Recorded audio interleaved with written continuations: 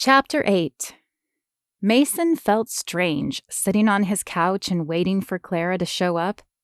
He certainly didn't mind propping his ankle up. He'd had to work hard to keep from showing the pain on his face when she'd been massaging it, but sitting around was not his style. His phone chimed, letting him know a text message had arrived, and a moment later, a knock sounded at his door. He smiled as he cleared the message from Clara, letting him know she had arrived. While he appreciated her thoughtfulness, the text was unnecessary. "I thought I told you to rest that ankle," she said when he opened the door. Mason chuckled and shook his head as he stepped back to let her enter. "I was resting it until someone knocked on my door. As you don't have a key, and I assume you haven't gained the ability to walk through walls, I figured I would get up long enough to let you in." A light pink color spread across her cheeks. "Oh, I guess that is true. Well, now that I'm here, I'd like you to get back to relaxing while I get this set up." She nodded toward the large container in her arms. "Are you cooking here, or is it all prepared in that thing?"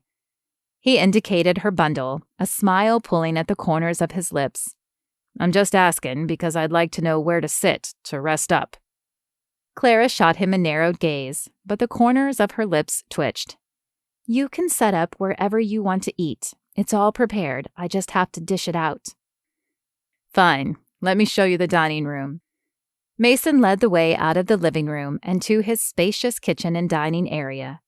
Though his ankle was still throbbing, he made sure to walk evenly on it. Letting Clara know he was still in pain was not an option. "You've got a nice place here," Clara said from behind him. "I'm glad to see you've done so well." His house was larger than the one he'd grown up in, but it was no mansion. Clara was used to a much nicer place with her father's money, but her words still made him smile. He'd often wondered if her money had been part of the issue that drove them apart. She'd never seemed to let it when they dated, but perhaps her father had convinced her it would one day. Having her compliment his house helped ease those fears a little. "Thank you. It's modest, but I also sent a large part of my signing bonus to my parents for them to make improvements on their house. Are you going to need anything?" "Just plates, utensils, and cups, but I can find them on my own. You take a seat." She pointed to the table and then set her contraption on the bar. "Do you have an ice pack? I'd like you to ice it while I get set up." "There should be a cold one in the freezer. I always have a few on hand." He sat down in one of the chairs, propping his ankle up in another as she crossed to the stainless steel freezer and opened the door. After pulling out an ice pack, she wrapped it in a paper towel to keep the chill from burning his skin, and then placed it on his ankle. Mason tried to calm his racing heart as her fingers touched his skin. It had been like this every day this week. He knew there was nothing going on between them right now, but every time he was around her, his pulse raced. "That okay?" He nodded, his throat constricting at the tenderness he saw in her eyes. Why did she have such an effect on him, especially after the way she broke things off with him? He should be mad. He should hate her, but he couldn't do it. She returned to the bar and opened her contraption, pulling out a large bowl that he assumed held the spaghetti, as well as a smaller bowl and a rectangular pan. Then she turned and began opening his cabinets, pulling out plates, forks, and cups. She looked so at home in his kitchen that he found himself imagining her there every day. What would it be like to come home to a cooked meal instead of takeout or whatever he grabbed on his way home? Clara scooped out spaghetti onto each plate. Then she opened the smaller bowl and added salad beside the noodles. Finally, she pulled a piece of garlic bread from the rectangular container and placed one on each plate. With a flourish like a well-trained waitress, she delivered a plate to him and set another one down for herself. "This looks delicious, Clara," Mason said as his stomach rumbled. The smell of the garlic and spices was enticing and sent his mouth watering. Pasta was not normally on his diet during game season, but he figured one night wouldn't hurt, and he had run hard today. That much was evident from the throbbing in his ankle. It should be. It's my mother's recipe, the one you loved in high school, Clara said with a smile. Memories of dinners spent at the Bradfords flooded Mason's mind, and the need to know what really happened burned once again in his chest. I always loved Italian night at your house. Clara's mother had been Italian, though Clara resembled her English father more. Yeah, they were good.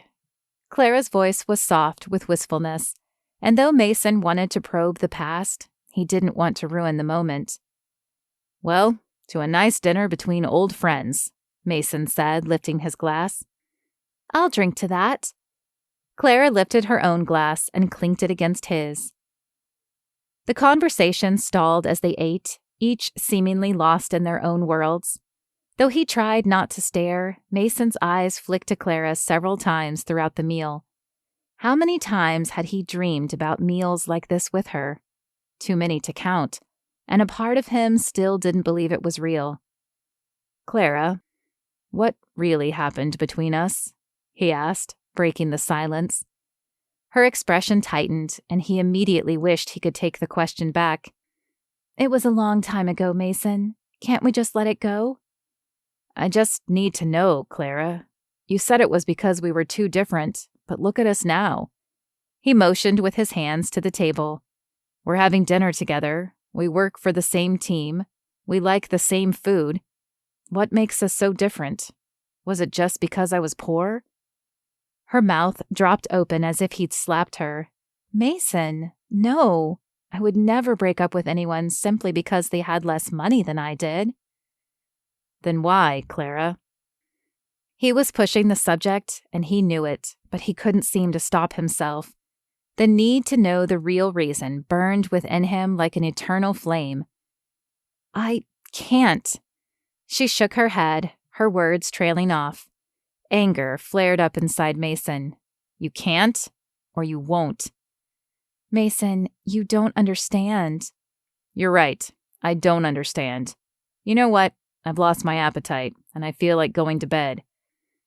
He pushed his chair back and stood, but his ankle wasn't prepared for the weight, and he grimaced before grabbing onto the tabletop.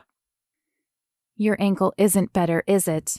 Clara's voice was low and serious. Mason, if it's not getting better, you have to skip Sunday's game and let it rest. Mason shook his head and placed the rest of his weight on his ankle, ignoring the pain licking up his calf.